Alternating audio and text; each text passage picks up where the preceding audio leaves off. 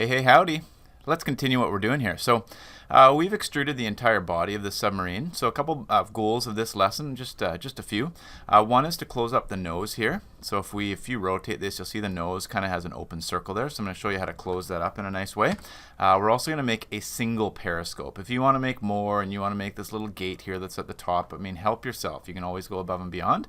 We're just going to make a single periscope. So one of the keyboard shortcuts that you're going to want to be aware of as you are working, and it's going to happen a couple times, is this one here, F3. It brings up a search menu. That's going to be helpful in just a second as we round that or make the tip closed here. So let's just start there. Remember, you should right now be in edit mode. If you aren't, you can press the tab button.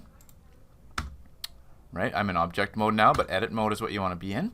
The other thing that you want to be aware of is that you want to be in wireframe mode. So if you aren't currently in wireframe mode, remember that's Shift Z. Okay, so we're in wireframe mode and we are in edit mode. So I'm going to box select the front here and extrude it out. So if you remember, extrude is the letter E. So we're going to press E. We're going to extrude this guy out.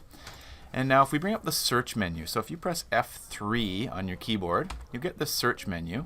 And what you want to type in is actually the word merge. Okay?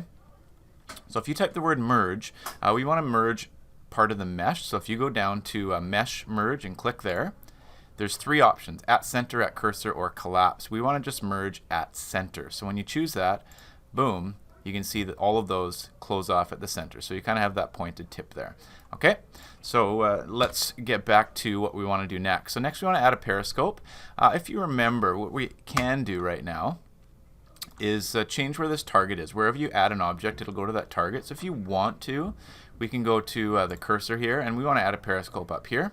Not a huge deal, but I'm just going to move the target by a little bit. And really, really critically important is that whenever you add an object, if you don't want it to be connected to what you're currently doing, which is we don't, because we want to have the periscope and the body be separate objects, because they're going to interact differently. The periscope's going to be rotating and the body won't, is you have to. Key number one, and this is where students often have to start over, you have to be in object mode if they want them to be detached. So I'm going to press tab, or you go to object mode. So I'm now currently in object mode, and I want to add a cylinder. So I'm going to go up to add, mesh, and change it to cylinder. Okay. The next, you can see it's big, but the first thing I want to do is, as you know, you have to change the parameters of what you create instantly. We're just going to make the cylinder have 12 vertices. And before we go into edit mode and make this look like a periscope and bend it, etc., let's just place it sort of in the right spot, and then we'll get working here. So we can use the same keyboard shortcuts in object mode. So what I want to first of all do is maybe scale this way down. So I'm going to click on the cylinder, press S for scale, and make the whole thing quite a bit smaller. We kind of want that as our initial size right there. The other thing I can do is if I use my move tool, so remember there's lots of tools here, is I'm just going to move it down into the body. Now, make sure you rotate so it actually looks like it's centered. If it's not, again, you can go to the several views if you like to. Like if you want to have 4 views, I'll just remind you of this. If you want to have 4 views and ever want to kind of see all those different things, it's right here.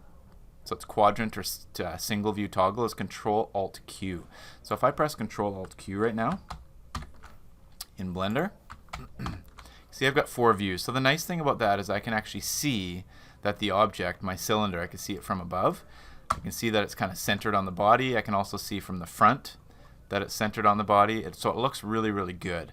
This is my orthographic view right here. So I'm going to go out of this again, but you want to make sure that your periscope is starting in the right spot. Otherwise, it's going to kind of turn out horrendously for you, okay? All right, so next we want to edit this periscope. So what I'm going to do is select it. So just click on it in object mode, and now we need to go into edit mode, because what we're going to be doing, the goal here is we're going to extrude this guy up and then curve it, okay?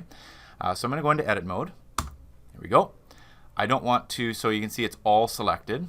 So I don't want to select all of them. I just want to extrude upwards here. So I'm going to click somewhere off of, and I'm right now on the target still. So I'm going to change my target. I want to go to my select tool here. So I'm going to click off of it to deselect.